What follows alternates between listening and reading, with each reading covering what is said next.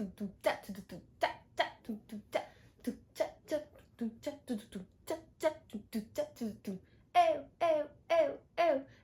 separei, larguei da minha ex, voltei pra minha fama e o Diniz é o meu rei. Eu separei, larguei da minha ex, voltei pra minha fama e o Diniz é o meu rei. Eu separei, larguei da minha ex, voltei pra minha fama e o Diniz é o meu rei. Eu separei.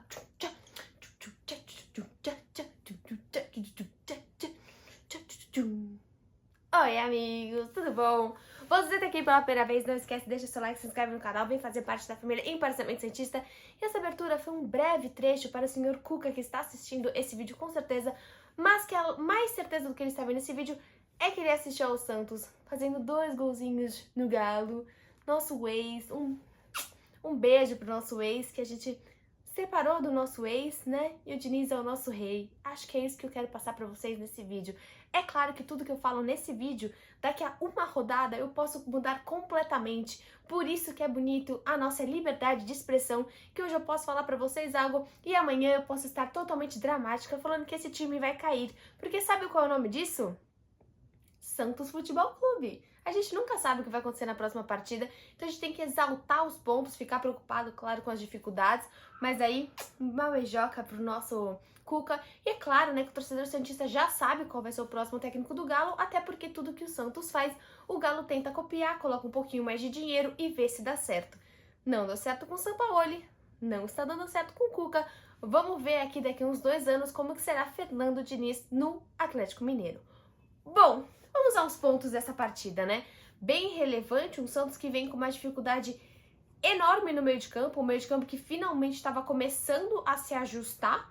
Aparece um meio de campo em que o Diniz se vê sem Alisson e sem Camacho, com um Balieiro ainda que ele, por mais que ele tenha colocado mais pro fim da partida, é um jogador em formação.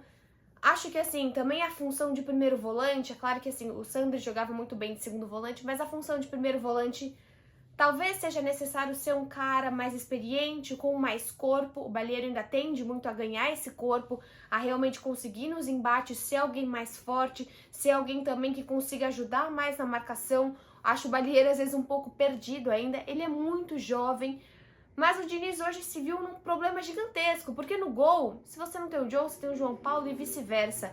Mesmo achando que o John estava fazendo jogos mais seguros do que hoje se mostrou o João Paulo, mas é uma questão assim, pontual, alguns erros pontuais do John, alguns erros pontuais do João Paulo, mas a questão do primeiro volante pega bastante. O Camacho, em 2 partidas e meia, acho que a gente tem que pontuar sim, porque foram 2 partidas e meia muito boas, a gente não sabe o que vai acontecer depois. Melhorou bastante o passe de bola, né? A qualidade do passe de bola, a habilidade que ele tem com a bola mesmo, conseguir dar uma assistência. A visão de jogo do Camacho é muito melhor do que a do Alisson, a qualidade do toque de bola é muito melhor, a qualidade do recebimento de bola. É claro que em questão de marcação, eu sempre falo aqui, o Alisson é superior, o Alisson dá mais suporte à defesa, e o Diniz se viu sem um e sem o outro. Eu até acho muito ridícula essa regra do brasileiro, que você não sai somando o cartão. Eu acho que você mudou de time, você podia simplesmente tá zerado, né? Mas não, o Camacho vem com 2 cartões do Corinthians, toma mais um, mas pelo menos assim, tomou mais um, não esteve presente em um jogo em que o Santos foi muito bem, fez uma belíssima apresentação. Foi quem entrou no seu lugar, que foi o Ivonei, que não é primeiro volante, não foi bem. Eu acho que se a gente quiser pontuar as pessoas mais apagadas dessa partida, foram o Ivonei e o Pirani, por mais que o Ivonei tenha melhorado um pouquinho pro segundo tempo, mas assim, claramente não é a função dele, não consegue ajudar com a zaga, não conseguiu fazer nenhum tipo de criação. Achei que o Ivonei fosse aparecer mais nas bolas paradas, também não apareceu. E você tem um time do Santos aí que você consegue ver que é um time que, mesmo sendo com o Diniz, ele melhorou muito na defesa. O problema do Santos nunca foi o ataque, a gente falou que faz tempo, a bola não chegava no ataque. Nunca foi o gol, nunca foi o capricho. Tiveram jogos sim, como você tem os jogos contra o Juventude ou contra o Fluminense, que foi capricho, principalmente que o Fluminense foi capricho. Mas o ataque do Santos é muito bom. Você tem Caio Jorge e Marinho no seu ataque, você tá acima da média nos top 3 aí, pelo menos, ataques do brasileiro. Caio Jorge e Marinho são muito bons juntos. O problema do Santos sempre foi o meio de campo. Acho que o Diniz tentou montar com o que ele tinha, não inventou. Já comentei que pra mim o que eu mais sinto falta é o Kaique e o Ângelo. Sinto muita falta de ver os dois jogadores. Infelizmente você tem um Ângelo aí na cola do Marinho, vai ser complicadíssimo pra ele entrar. E um Kaique que agora é um problemaço, né? Porque se efetuar essa transação e a gente perder o Luan Pérez, a gente começou esse vídeo falando de ex, e tá aí mais um ex que não sai da cola do Santos, que é o Sampaoli.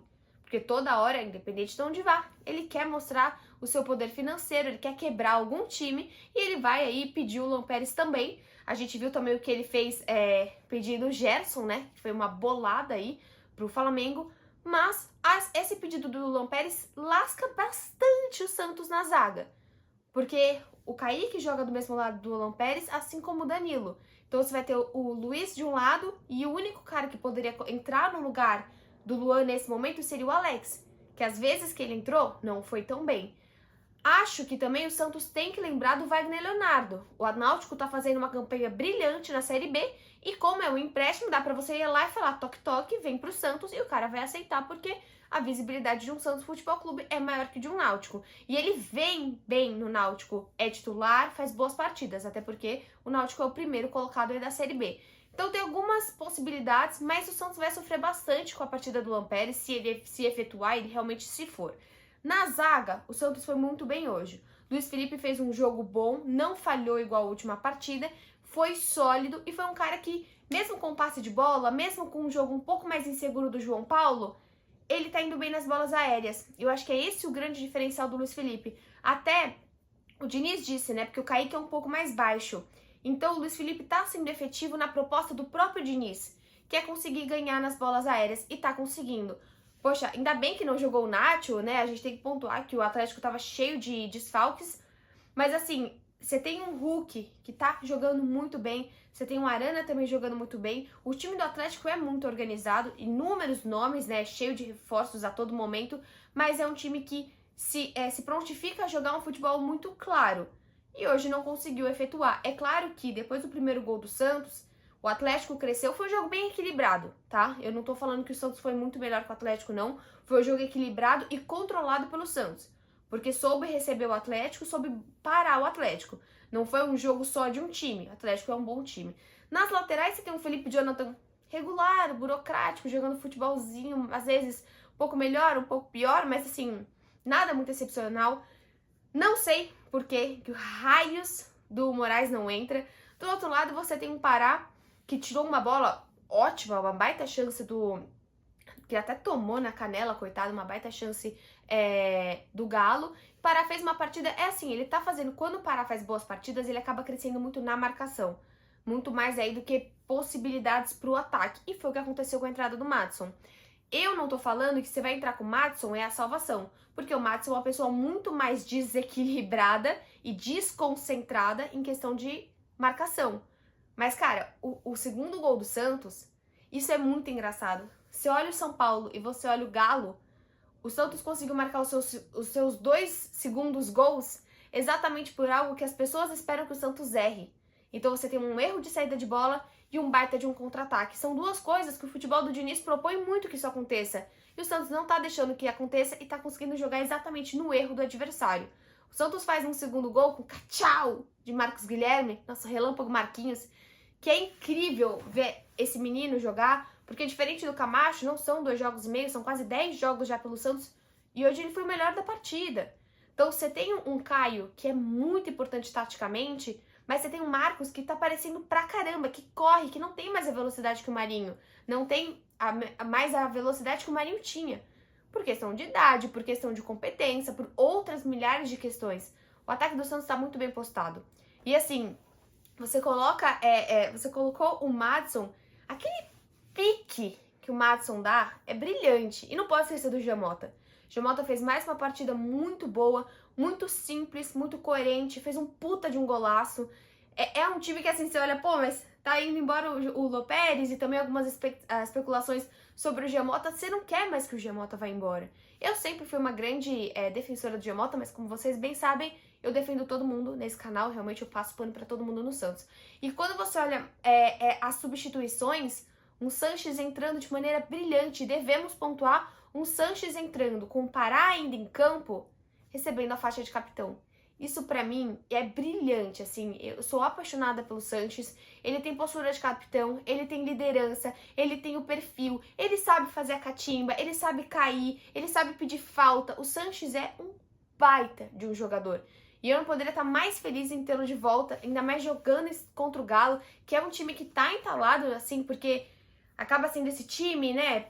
Pra mim, o Galo às vezes parece um time de delivery, que você pega o telefone, pega os melhores jogadores, tanto que o Galo tá super desfalcado, porque ele tem times nas suas seleções, logo ele tem times ele tem os jogadores dos melhores jogadores de vários países, então é um time que realmente demorou pra criar uma sintonia, porque você ligou e falou, me vê um ponta, me vê um meia, me vê um zagueiro, e você chegou a um time e você falou, agora joguem, se conheçam e joguem, não é tão fácil assim. O Santos tá nessa evolução. Então hoje eu tô muito feliz com o time do Santos. Foi um time que conseguiu realmente acuar o Galo e conseguiu mostrar o seu futebol, fazer 2-0, fazer um jogo que de fato mostra que o Santos está indo pro caminho certo. Marinho aí com o seu amarelo não joga contra o Sport.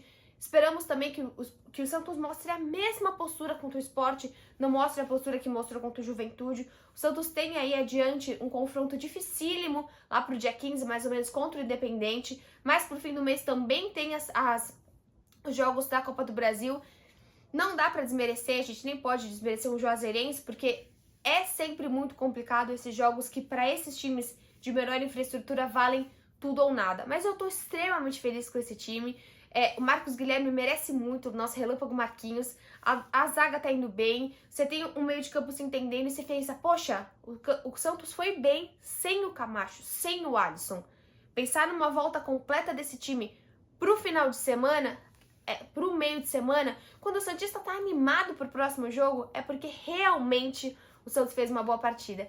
E pra finalizar, eu queria saber, eu nunca falei aqui ainda, da nossa camisa da Tríplice Coroa, eu, a Anitta e o Noronha, chama a base, maravilhosa. A gente tá vendendo agora pelo Mercado Livre, então assim, é um projeto meu, da Anitta e do Noronha. Vocês podem ver aqui, a nossa coroinha, deixa eu ver se dá pra ver. Acho que dá pra ver a nossa coroinha da Tríplice Coroa, então eu vou deixar aqui embaixo pra vocês, quem quiser também ter essa camiseta, é só entrar no link do Mercado Livre e ajudar esse projeto, que também é uma maneira de retribuir todo o trabalho que eu, Anitta Efraim e Felipe Noronha fazemos aí por vocês e pelo Santos. Vou deixar o link aqui embaixo, vou deixar sempre em todos os vídeos. Qualquer dúvida sobre as camisetas, me avise, a entrega pelo Mercado Livre aí é no Brasil inteiro. Estão todas lá na casa do Noronha, então a partir do momento que vocês comprarem, leva lá nos Correios e em 2 dias vocês têm a sua camiseta.